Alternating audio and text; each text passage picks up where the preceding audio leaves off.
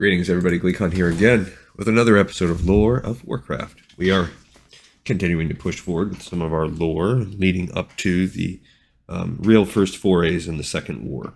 On the last episode, we talked about how Gul'dan has created Death Knights, which is a kind of a bombshell, big movement in terms of developing the Horde and developing a future class and storyline that'll go through Warcraft 3, maybe, and definitely World of Warcraft.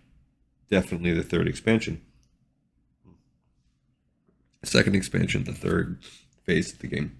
All right, so stay a while and listen to this one. It's the invasion of Modan, and I believe based on what we read before that this is indicating the orcs taking an overland route to reach Lordaeron in addition to their sea route, and also this is how they're going to rearm themselves, and also how they're going to whoop the dwarves, which will, I would imagine, inspire the dwarves to join the alliance.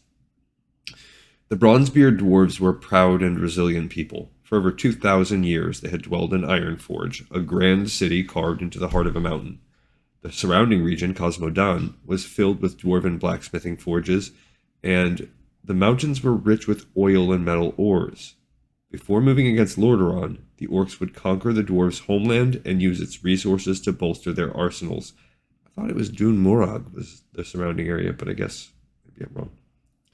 Amid a fierce blizzard, the Horde marched into Modan. The dwarves were ready.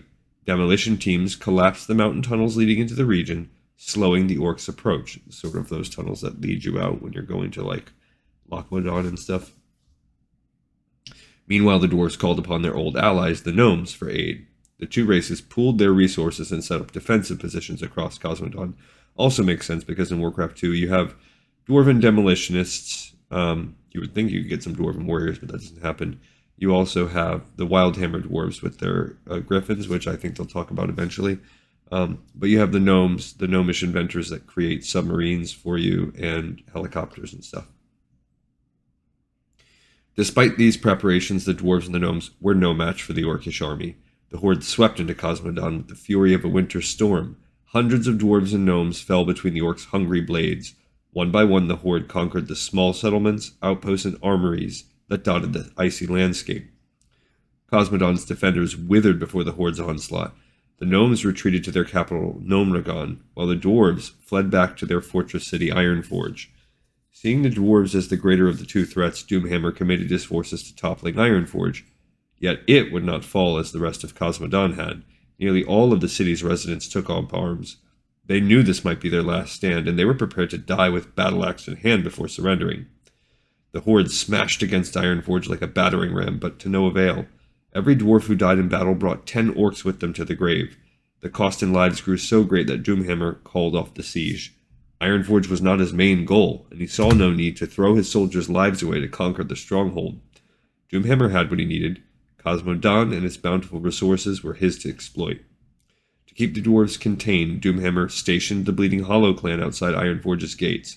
He then ordered his Blackrock orcs to mine the surrounding mountains and commandeer the dwarves' forges. Before long, thick smoke blanketed Modan.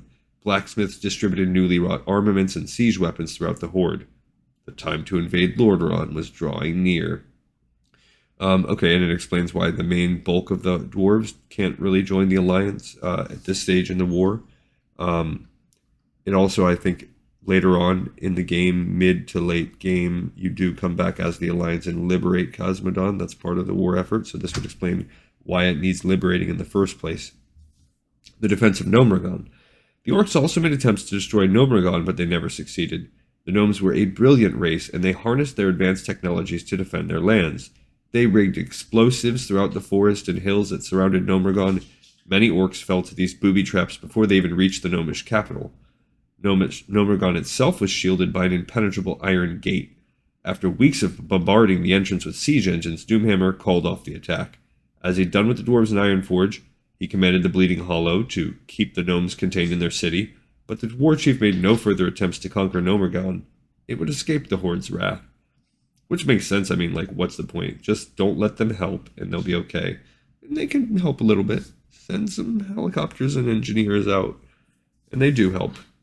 They're actually crucial. You could not beat the game without them. Their subs are devastating. but their helicopters essential. That's such a big part of this game is the scouting to attempt to defeat the invisibility aspect of the game. That becomes much bigger and usable on both sides, and the best way to defeat that is with the helicopters on the Alliance side, the Zeppelins on the Goblin side. All right, we got another episode in the pipes, 5x5, and we are inching ever closer to starting the second game. See you on the next episode of Lore of Warcraft. Thank you so much for watching.